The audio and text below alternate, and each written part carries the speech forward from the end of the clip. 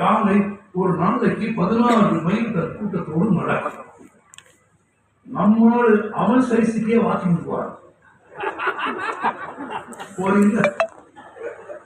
குழந்தைகள் இருக்கிற எல்லா பார்க்கிலையும் இவன் தான் தெரியும்.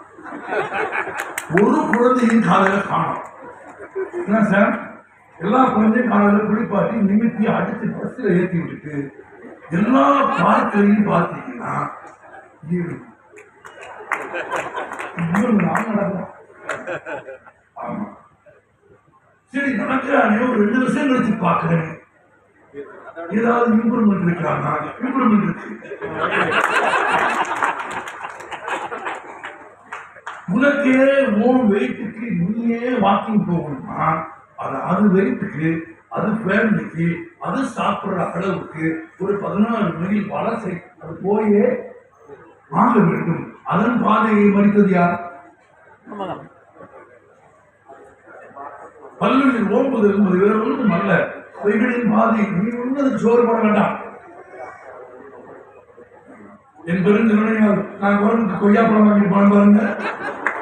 கொய்யாப்பழம் வாங்கிட்டு போன குரங்கு பாருங்க. மனுஷன் பண்ணுறாங்க. கொய்யாப்பழம் வாங்கிட்டு போன குரங்கு மாதிரி நீ ஒண்ணு யாருக்கு சோறு போட வேண்டாம். தனக்கான உணவை அவைகள் தேடிக்கொள்ளும் மட்டும் இல்லை. வளர்ந்த யானைகள் தங்கள் கூட்டத்தோடு நடந்து போன பாதையில் போகிற போது உயரமான கிளைகளை முறித்து பாதி தின்று மீதியை கீழே போட்டு விட்டு போனதற்கு பிறகு உயரக்குறைவான நூற்றுக்கணக்கான விலங்குகள் யானைகள் அந்த பாதையில் வந்து அந்த உணவை உண்ணும். யானை நடந்து போன பாதையில் இன்னும் பிற நூற்றுக்கணக்கான உயிர்களுக்கு உணவு இருக்கும். மனிதன் நடந்து போன பாதையில்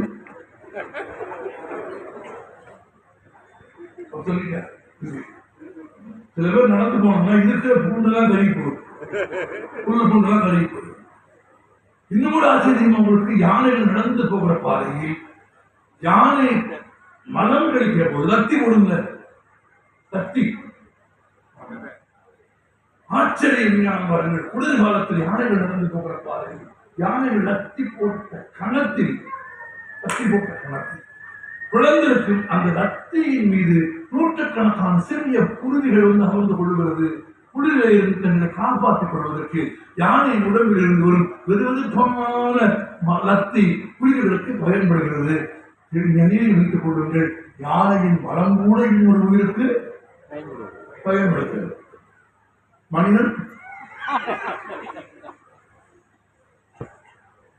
அந்த மரத்தில் லத்தியில் அரைவழியாக செவிக்காமல் இருக்கும் விதைகள் உடனே முளைக்கும், விரைந்து முளைக்கும்.